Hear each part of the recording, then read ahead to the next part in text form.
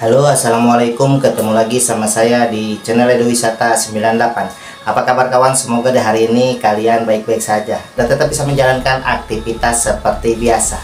Oke, sebelum dilanjut jangan lupa di like, comment, share, dan subscribe-nya supaya saya lebih semangat lagi menyampaikan informasi tentang pariwisata, hiburan, dan kesenian.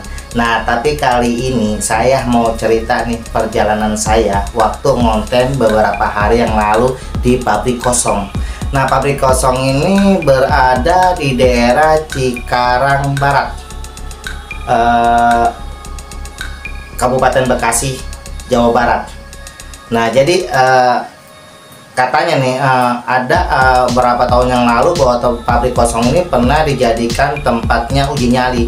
Tapi dari uji nyali itu nggak ada satupun yang berhasil. Dan bahkan beberapa bulan yang lalu pun ada YouTuber yang berasal dari Cikarang yang coba dia mau ngonten di Pabrik Kosong itu di malam hari. Sebenarnya sih walaupun malam nggak malam-malam apa ya, karena baru jam 9. Nah, tapi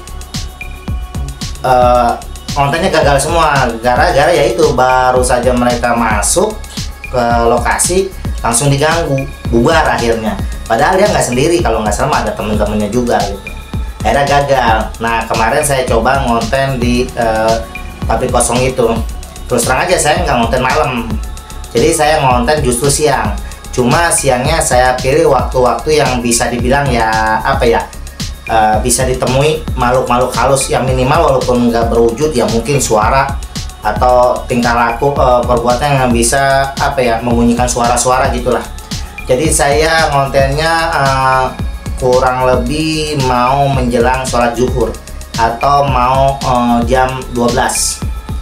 Nah, jadi saya ngonten ke sana. Saya pun nggak sendiri, saya ada teman, ada beberapa teman yang ikut sama saya gitu. Akhirnya saya jalan.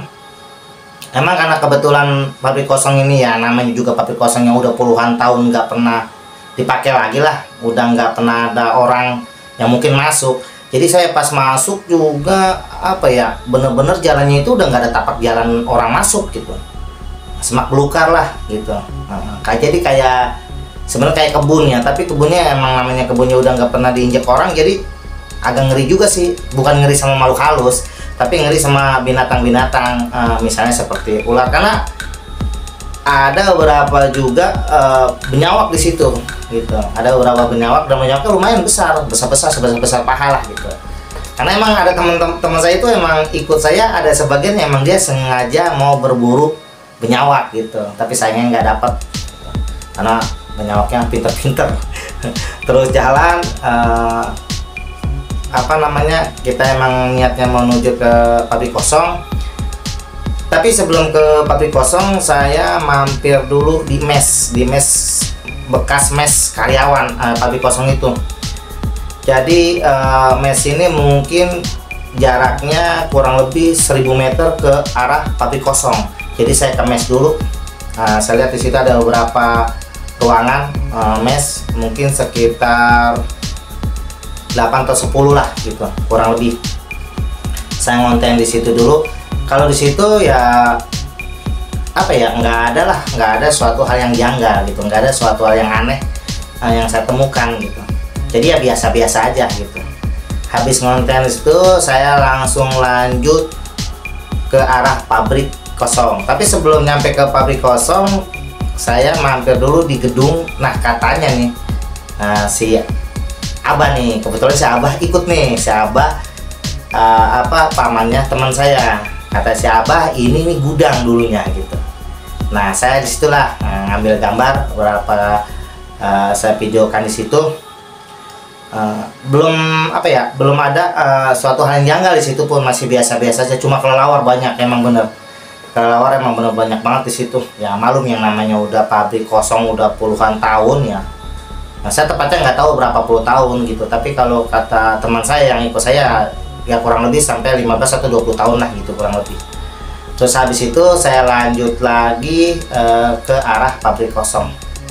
Nah, di Pabrik Kosong ini pertama saya masuk di Pabrik Kosong yang pertama. Ya di sini baru mulai terasa ada hal-hal yang janggal ya, hal-hal yang ganjil dari suara-suara. Awalnya saya nggak apa ya, kalau kata orang Cikarang nggak ngeh lah, biasa aja saya cuek gitu. Saya tahu-taunya pas video udah lagi saya edit gitu. Saya tahunya di situ. Ada beberapa suara yang pas sudah sampai rumah saya konfirmasi ke teman bahwa itu bukan perbuatan dia gitu, perbuatan teman-teman saya. Jadi ada suara kayak besi jatuh gitu, kayak besi jatuh dilempar gitu lah. Ada suara kayak apa ya, pokoknya hal-hal yang nggak dilakukan sama kita gitu di situ gitu. Emang saya agak terpisah sama teman saya ada di sebelah kanan pojok pabrik kosong itu, sedangkan saya lari jalan ke arah pabrik kosong sebelah kiri. Saya ke arah musola, bekas musola, sambil ke mes. Kebetulan di situ juga ada mes yang nggak jauh atau berdampingan lah sama pabrik kosong itu gitu. Saya jadi ngambil gambar di situ dulu. Nah disinilah baru mulai yang ada, habis bilang hal-hal yang ganjil semakin banyak. Jadi saya ngedengar ada suara burung. Ya kalau menurut saya sih burung biasa sebenarnya kalau menurut saya gitu. Tapi anehnya nih burung, kedengeran saya bahwa burung ini ada suaranya di sebelah kanan pabrik kosong itu, dimana teman-teman saya emang ada di sebelah sana. Tapi kata teman saya justru dia bilang bahwa suara burung itu ada di sebelah kiri pojok pabrik kosong itu yang ada saya gitu. Nah ini aneh. Jadi suara itu sebenarnya burung tuh nggak pindah, cuma perasaan saya adanya di sebelah kanan, tapi teman saya yang di sebelah kanan katanya ada di sebelah kiri gitu. Jadi sampai burung itu dicarilah sumber suaranya itu ada di mana sama teman-teman saya. Tapi emang nggak gimana ya. Jadi kalau dia datang ke saya, tapi pas sampai di saya rasaan dia pun bahwa burung itu ada di sebelah kanan gitu. Tapi pas waktu dia balik lagi ke sebelah kanan, bahwa burung itu adanya di sebelah kiri gitu. Sampai burung itu ya berhenti sendiri gitu. Nah pas saya lagi ngonten di mes itu kan, emang di mes itu bisa bilang udah habis, gentengnya udah habis, kayu-kayu atas udah habis, udah kosong lah, bolong. Jadi cuma tinggal tembok puing-puing aja gitu, tembok-tembok aja sama kusen-kusen kaca udah pasti nggak ada.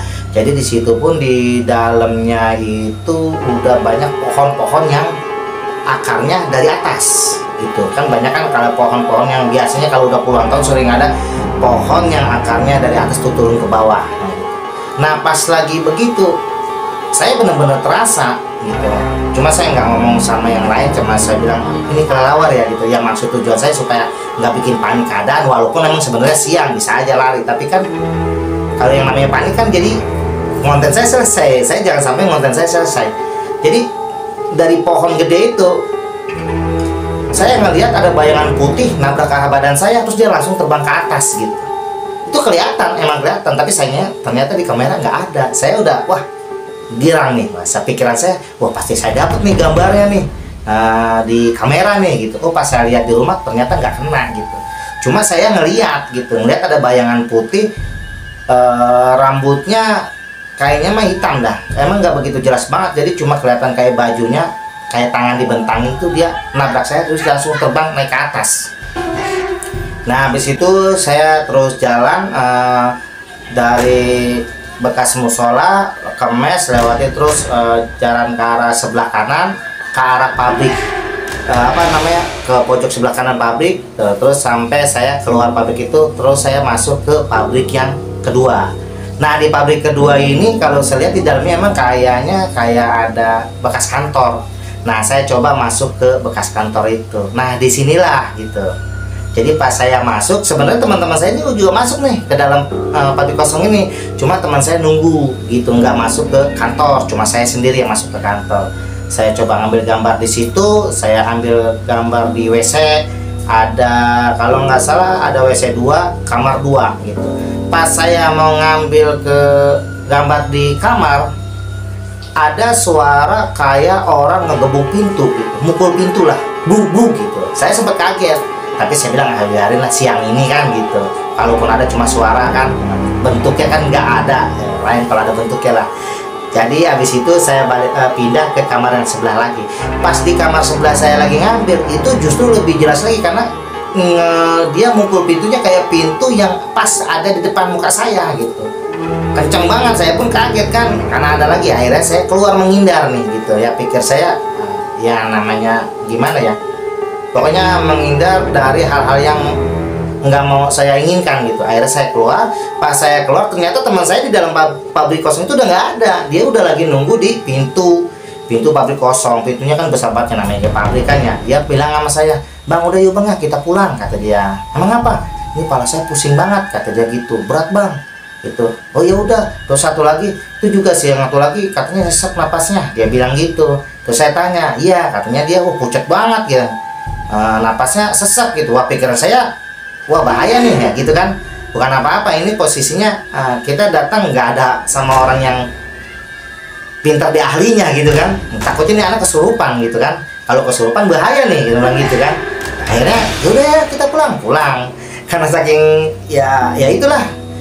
Jadi habis kejadian itu malah yang tadi ngegebrak pintu waktu saya ngonten di kantor, kayaknya dia malah kayak sejenis yang nggak tahu apa marah apa enggak, dia gebrak-gebrak pintu gerbang, bukan pintu gerbang pagar tapi pintu gerbang yang mau arah pabrik. Itu kan pintunya besar, kaleng. Saya kira kalau cuma digebuk pakai tangan nggak mungkin sampai bunyi, nggak sekencang itu. Itu nggak berhenti, terus dia mukul terus sampai saya keluar gitu. Pas habis keluar, saya ada di belakang pabrik, barulah suara itu berhenti gitu. Emang sih saya sempat nggak ngeh kata teman saya nih bahwa tadi itu nggak ada angin gitu waktu saya datang. Tapi pas saya udah sampai situ barulah ada angin gitu. Ya angin sih nggak gede-gede amat ya, kalau menurut saya itu alam gitu kan ya. Tapi kalau kata teman saya, dia meyakini ada keraguan bahwa itu bukan yang alami gitu kan, karena anginnya beda, dia bilang gitu kan. Ya udahlah nggak apa-apa, yang penting kita keluar. Akhirnya keluarnya jujur sebenarnya ya, bisa dibilang kita buru-buru lah, agak tergesa-gesa karena saya khawatir sama ini orang dua, sama teman saya dua ini, yang satu yang kepalanya udah pusing, yang satu napasnya udah sesek. Biasanya kalau begini saya khawatirnya takut kesurupan gitu. Nah, katanya emang kebetulan dia fisik lagi kurang bagus karena lagi malamnya kurang tidur gitu. Akhirnya kita pulang, dalam keadaan ya bisa dibilang, mungkin kalau bisa bilang saya ngonten terlalu sedikit ya, karena nggak semuanya bisa saya ambil. Bahkan di pabrik yang kedua tuh yang ada kantornya, saya nggak bisa ngambil ke arah belakang lagi karena ini teman saya udah ngajakin pulang. Dia bilang, "Bang, pulang yuk bang," gitu. Dia bilang ya, akhirnya ya udahlah gitu kan, daripada ntar ada suatu hal yang kita nggak inginkan, ya udahlah kita putuskan buat pulang gitu. Jadi ini pengalaman saya kemarin waktu saya ngonten di pabrik kosong yang ada di daerah Cikarang Barat, Cikarang, Kabupaten Bekasi, Jawa Barat. Ya di sini bisa kita ambil hikmah, pelajaran buat saya pribadi bahwa sesungguhnya apapun yang kita lakukan di dalam tempat yang mungkin bisa bilang tempat-tempat emang buat mereka, karena yang namanya gedung-gedung kosong kan pasti disinggahi mereka kan. Bahasanya ya bisa bilang ya minimal kita harus ada sopan santunnya gitu, ada permisilah bahasanya gitu. Karena walau bagaimanapun juga itu tempat mereka, bukan tempat kita datang bertamu, ya tentunya kita harus bisa menghargai tuan rumah gitu. Agar tuan rumah pun bisa menghargai kita. Dengan apa caranya? Tentunya doa. Kita sebagai umat muslim yang kita punya cuma doa gitu. Tapi yang jelas kita harus sadar bahwa dunia ini biar bagaimanapun juga tetap tumpang tindih antara alam nyata dan alam gaib, dan itu ada dan nggak bakal bisa dipisahkan sampai kapanpun. Saya kira itu aja penjelasan pengalaman saya yang saya dapatkan di konten di pabrik kosong kemarin. Semoga video ini bisa menghibur kalian sekaligus bisa menambah informasi buat kalian. Sampai ketemu lagi di video-video saya selanjutnya. Assalamualaikum warahmatullahi wabarakatuh.